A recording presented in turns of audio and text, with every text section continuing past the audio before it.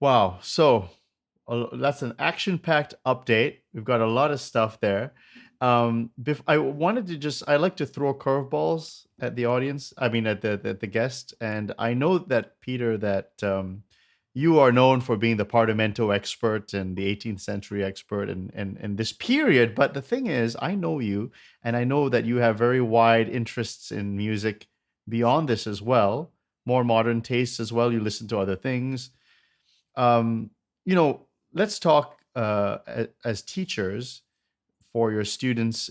It's very interesting that we see the benefit of this thinking this way, but the language, of course, is rooted in the 18th century. It's rooted in, and you could say, the early 19th century. The Yeah. question is, of course, can this be useful with the whole soundscape changing in the 20th century, the 19th century?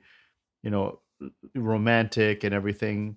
Can this thinking, Partimento thinking, not specifically the exact way of what is created, um, before all of this, before you got into Partimento, I'm sure you also were familiar with modern styles and everything, and you still are, and you do. I'm sure you do listen. Yeah. So, for a modern student, like, what? How would you say this translates the thinking? I think, was it Professor Sanguinetti or Professor Yergin was talking about? Was it Beria? There was an atonal composer who did Fenaroli, and there was, of course, Debussy did Partimento himself. I mean, maybe by a different name or something. So, how does this form the mind for a modern student today? We want young children to do this, and of course, to also reproduce authentic 18th century language. But also, what do you see for other sound as well, other sound templates? Yeah, so the transfer from these kind of skills into more modern styles, or like 19th century style, or so.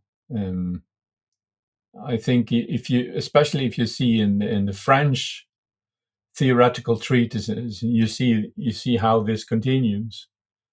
So of course the modulations get more spicy and so on, but these traditions continue until at least 1900 or so. Mm. But for me, the choice of working with partimenti is most of all a matter of efficiency. You save a lot of time because it goes a little bit faster, or quite a lot faster than if you use purely written methods. And so for us modern teachers who get their courses slimmed more and more and more, we get fewer hours per Yeah. course. This is super interesting and important, because we have so little time with our students. We must think about how to be as efficient as we possibly can. And so this has driven me into Partimento. And I would be surprised if this had no effect on other styles. I think it has. But if you would ask me, okay, if you would like to compose like in nowadays musical language, would you use Partimento? Then my answer would be no. I wouldn't use Partimento. But maybe what people are getting at is the thinking, like the thinking in a horizontal way and not thinking so vertically. The idea. I mean, you could think Yeah, of horizontally in a 20th century way, course. Yeah, So it's not so much that I'm going to follow the rule of the octave all the way to the grave, but I'm going to also think, maybe parallelism, planing, but also in a way that I can, because I think, what for me, one of the greatest things about Partimento is always just the first page was of Ferno was just telling me, these are the intervals, these are dissonances, these are consonances. And it makes me think, well, if that's my template of what a dissonance is and a consonance, and that changes later, I'm still thinking that way. We have things that I want to resolve through horizontal thinking. So it's not so much the specifics, which I do respect, and I think we should all learn, and is wonderful and should be a part of the fixed part of our education, but also thinking forward, like that the way of the thinking, though, just the way it can be used in, but in a different setting.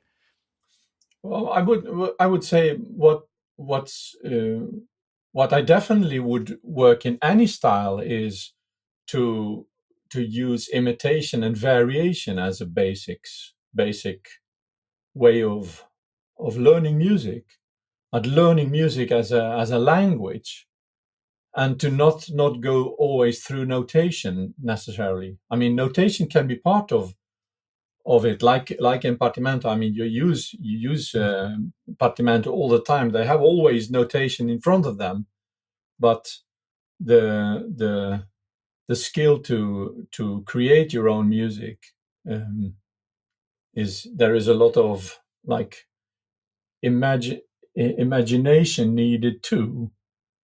Yeah? And it's not only problem solving, but it's also trying to um, to give impulses to production of music and to variation of music and invention of music.